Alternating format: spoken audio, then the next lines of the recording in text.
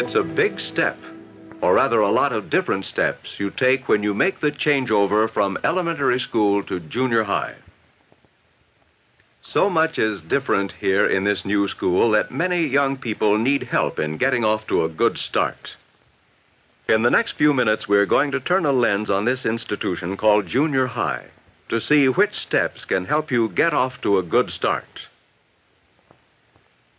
The first thing anyone notices on the first day at junior high is people.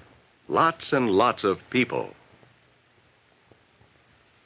Getting used to the fact that you are one among many and what that will mean to you is a part of making a good start.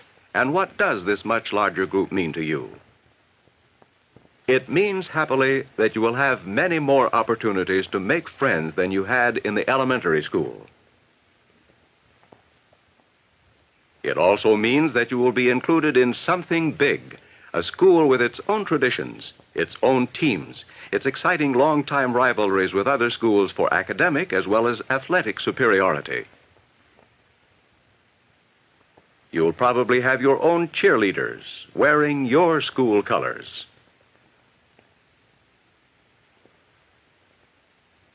And maybe you'll even wear those colors yourself as you share in the fun of singing your school song or urging on the team with your school cheers.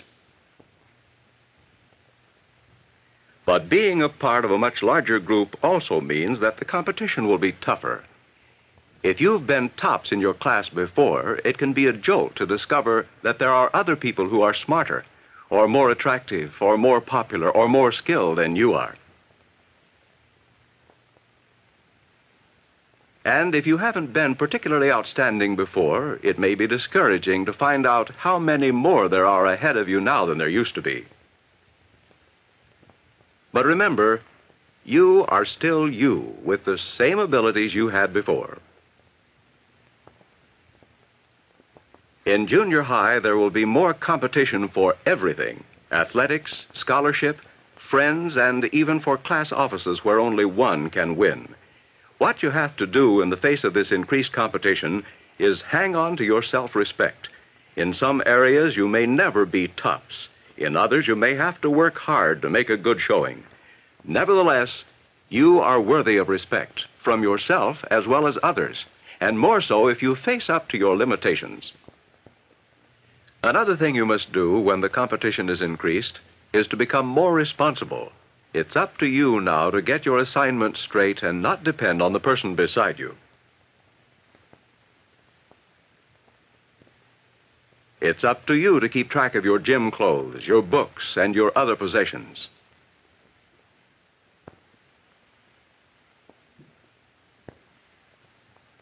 It's up to you to get to class on time, prepared for the test or whatever else the teacher has said the period will be devoted to. Since you have a different teacher for every class, it's up to you to look out more for yourself. Your teachers will not be able to spend as much time with each student as they did in elementary school. When the day is over, there won't be anyone who has been watching over you every hour to remind you that you'd better give some extra time and thought to a certain subject. No, your schoolwork in general and your homework in particular become your responsibility. This is your chance to show that you are growing up and can accept responsibility. Going to junior high may also mean greater freedom than you've ever had before. School is often farther from your home than ever before. There is more time for you to be on your own and more chances to prove you're able to take care of yourself. Within certain limits, the greater freedom of junior high will allow you to choose some of the subjects you will want to study. But a word of caution here. The course and the electives you will choose can have far-reaching effects on your future studies and even on what kind of work you'll do when you leave school. You can get helpful advice from your school counselor, who is anxious to talk with both you and your parents about a choice of courses and any other problems you may have. And speaking of problems, they're bound to come up. Maybe you have to check out a certain book or magazine from the library. and you've never been taught or don't remember exactly how to go about finding it. Don't feel shy about asking for help. Ask the librarian to show you how to use the library. I'm supposed to use the magazine index, but I don't know where it is. Well, Tommy, let me show you where it is. Maybe you've been given your first big reading assignment, and you discover that you read too slowly to get all your outside reading done. Tell the reading specialist or your teacher. You shouldn't be ashamed if you have a reading problem. You only hurt yourself if you let it go on when there's help available. Maybe your best friend of elementary school days has taken up with a new crowd and you feel left out and lonely. If this is a problem for you, take a look at yourself to see why you're left out. Usually people group together because they have common interests. If they have a common interest in talking about popular singing stars and that's not for you, be yourself. Find out what is best for you. Broaden your interests. Develop a variety of interests, and you will gradually become a part of a new group of friends.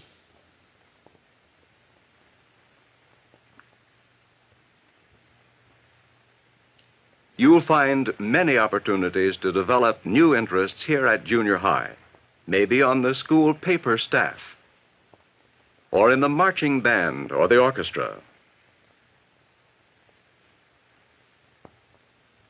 or the photography club.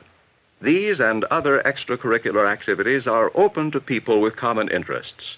Among people who like the same things you like, you can make new friends.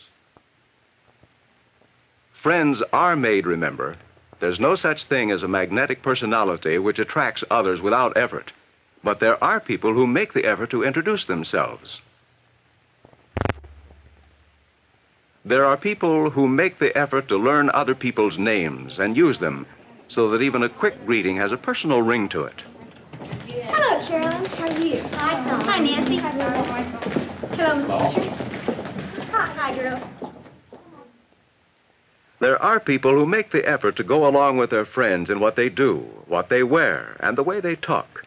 And these are the people who usually earn a reputation for having that magnetic personality which is incorrectly thought to be an effortless thing. Of course, nothing smooths the way for a good start like knowing the rules and regulations which apply in this new school. Here's where your handbook comes in. Study the map or the directions for getting to your classrooms. Read the school rules.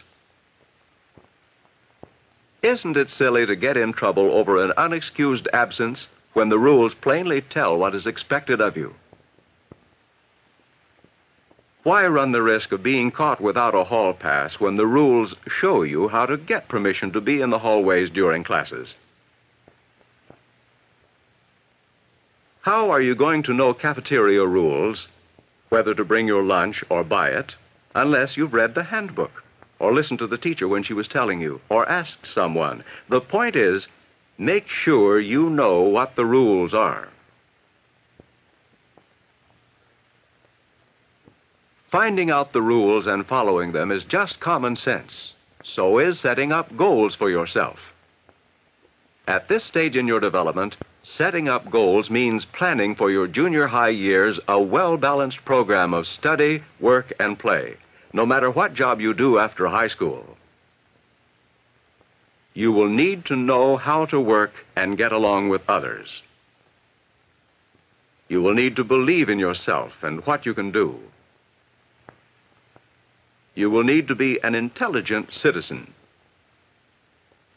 In selecting subjects in junior high, you should consider your talents, interests, and abilities. Those subjects which give you the most satisfaction may prove to be a lifelong hobby. Or more important, they may become the basis of a vocation. In any case, making the most of an opportunity you have now will serve you well. Make the most of junior high. This is a goal for you. Make the most of your chances to work with others in a group. Make the most of your opportunities to acquire information and self-discipline through study and homework. Make the most of your chances to have a good time with all kinds of people. And by all means, make the most of that source of information and sympathetic understanding, the teacher. Teachers like you, or they wouldn't be teaching. They will help and encourage you if you give them a chance, and if you show them that you are willing to try. In focusing on this institution called junior high, we have called attention to only one area which is spelled out in your handbook, the rules and regulations. Learning them is one step in getting off to a good start. Another step is to prepare yourself for increased competition, both by learning to live with the idea that others can be better than you are in some things, and by making yourself as good as you can possibly be. You can do this by becoming more responsible and realistic about yourself. Learn to see your own weaknesses and do what you can to correct them. Another big step in getting off to a good start is making as many friends as possible, and that means making friends with your classmates and making friends with your teachers and the other adults at school, thinking of them as people with families and interests and problems, just like you. However, the most important idea of all is to set for yourself the goal of making the most of every opportunity to work, to study, to have fun. Do just a little bit more than you think you can, and you will be off to a good start.